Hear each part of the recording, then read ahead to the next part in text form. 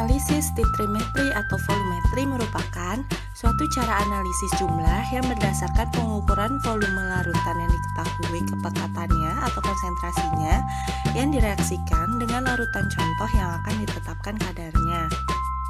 Larutan yang diketahui konsentrasinya ini disebut titran atau penitar, di mana larutan ini volumenya akan ditentukan berdasarkan reaksi dengan titrat hingga didapatkan titik akhir.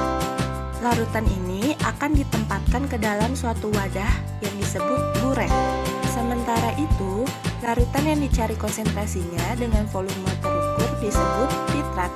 Larutan ini akan ditempatkan dalam wadah Erlenmeyer. Titrat akan dititrasi dengan titran hingga didapatkan titik akhir. Titik akhir adalah titik atau mili di mana penitaran harus diakhiri sesuai dengan indikator yang digunakan. Indikator adalah suatu bahan kimia yang ditambahkan dalam penitaran yang memberikan perubahan warna atau kekeruhan pada waktu titik akhir dicapai. Jadi, dengan adanya indikator, kita bisa menentukan titik akhir dari suatu penitaran.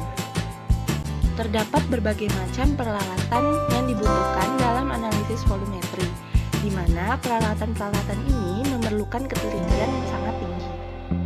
Karena ketelitian yang sangat tinggi, sehingga alat-alat yang memiliki skala tidak boleh dipanaskan dan hanya dikeringkan dengan dibilas alkohol 96%. Karena kalau misalkan dipanaskan, maka alat tersebut akan menguai sehingga skalanya tidak akurat lagi. Selain digunakan alkohol 95%, dapat juga digunakan blower ataupun pompa vakum.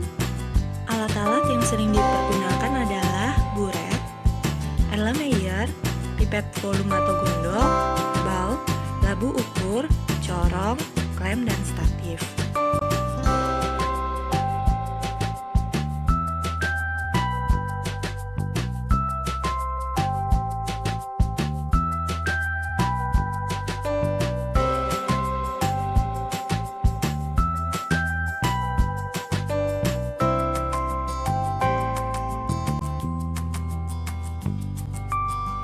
Cara pengerjaan analisis volumetri: yang pertama, persiapkan alat dan bahan.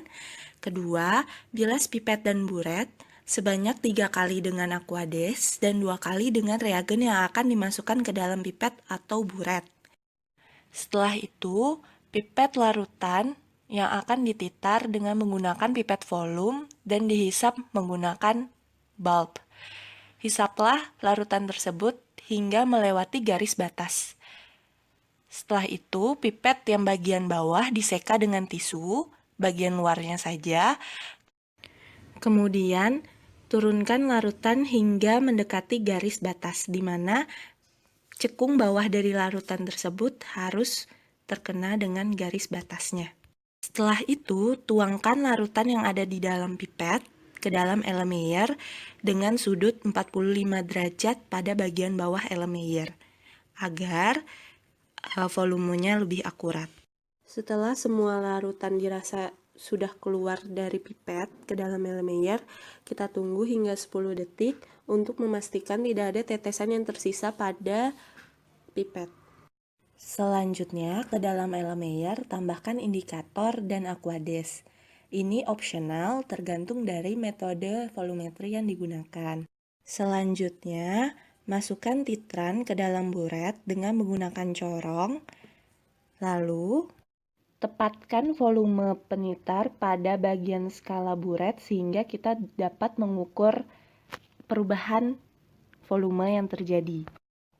Selanjutnya, bagian mulut buret diseka dengan menggunakan kertas saring agar tidak ada tetesan reagen yang tersisa di mulut buret sehingga mempengaruhi volume awal larutan tersebut.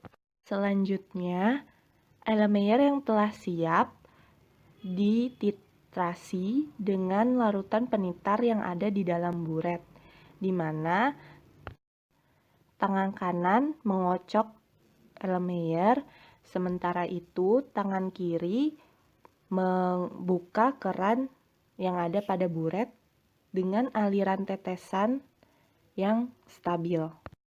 Setelah itu, lakukan titrasi hingga terjadi perubahan warna pada indikator dan mendapatkan titik akhir.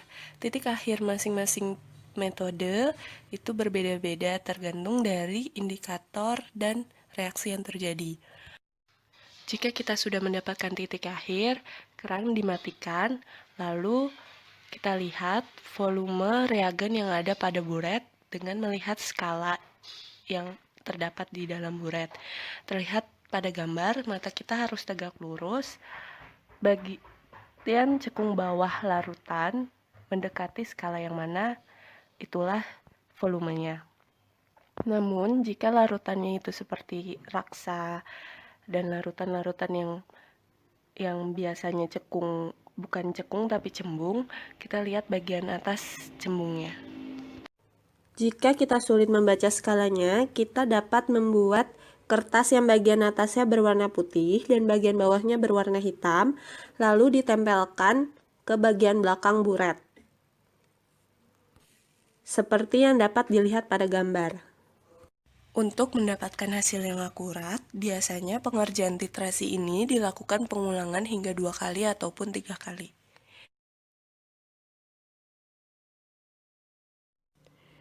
Terdapat 3 cara titrasi, yaitu titrasi langsung, titrasi tidak langsung atau kembali, dan titrasi penggantian. Pada titrasi langsung, titrat langsung dapat dititar dengan titran. Contohnya pada metode netralisasi.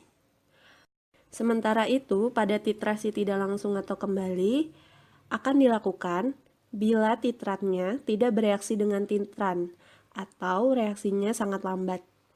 Maka diperlukan zat ketiga yang akan bereaksi dengan titrat berlebih. Kelebihannya itulah yang akan direaksikan dengan titran. Contohnya pada metode iodometri. Selanjutnya adalah titrasi penggantian. Cara ini dilakukan apabila ion yang ditetapkan tidak bereaksi langsung dengan titran, tidak bereaksi secara stokiometri dengan titran, tidak saling mempengaruhi dengan larutan penunjuk. Pada umumnya, ion yang akan ditetapkan diubah dulu menjadi suatu senyawaan yang dapat dititar langsung dengan titran. Untuk melihat titrasi mana yang kita gunakan, kembali lagi ke reaksi yang terjadi ketika titran direaksikan dengan titrat.